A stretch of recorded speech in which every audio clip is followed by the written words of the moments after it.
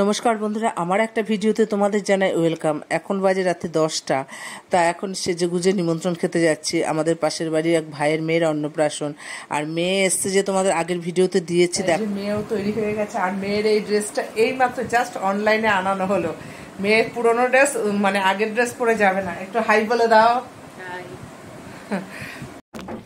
এই যে আমাদের দাদা ভাইও রেডি হয়ে গেছে। হ্যাঁ, খুলছি। হাই করে দাও একটু বন্ধুদের। কোথায় যাচ্ছ বলো একটু। আমরা এখন পাশাপাশি বাড়িতে অন্নপ্রাশন খেতে যাচ্ছি।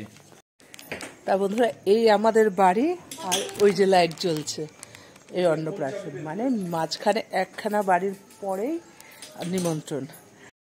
তা এত দূরে নিমন্ত্রণ খেতে যাব, তা একটু তো দেরি হবেই বলো। চলে এলাম অনুষ্ঠান বাড়ি। আর ওই যে দেখো বাবা মেয়ে আগে আগে যাচ্ছে। সারাক্ষণ মা মা করবে, আর যে বাবা দোকান থেকে আসবে ব্যাস, আর মাকে চিনবে না মেয়ে।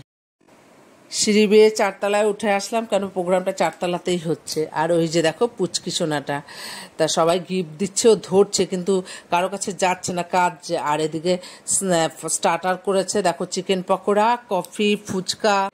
তা আস্তে আস্তে তো অনেক রাত হয়ে যায়, কেন দোকান থেকে আসে, তারপর আমরা আসি।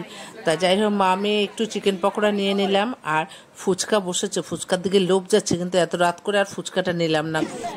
তা চিকেন পকোড়া খেতে খেতে হাজব্যান্ড বললো চলো বসে পড়ি, কারণ এখন না অনেক রাত হয়ে গেছে। কালকে সকালেই আমরা আবার দীঘায় যাব, ভোরবেলা উঠতে হবে। তা বসে পড়লাম।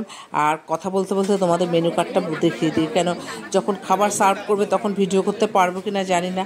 যাই হোক দেখিয়ে দিলাম। আর দেখো এই যে 4তলার ওপর থেকে আমি দেখাচ্ছি, পুরো আমাদের পাড়াটা দেখা যাচ্ছে, এত সুন্দর লাগছে না।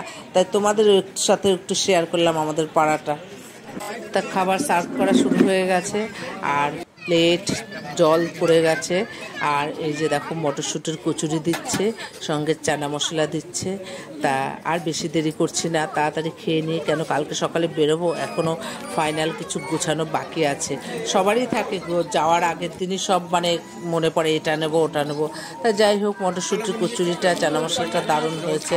এবার পনিরের একটা আইটেম হয়েছে দেখো, কাঠিতে ভরে যে যেমন পনির টিক্কা বলে না, ওইগুলো খেতে বেশ ভালোই লাগছে জানো তো, চিলি পনিরের মতো টেস্টি হয়েছে।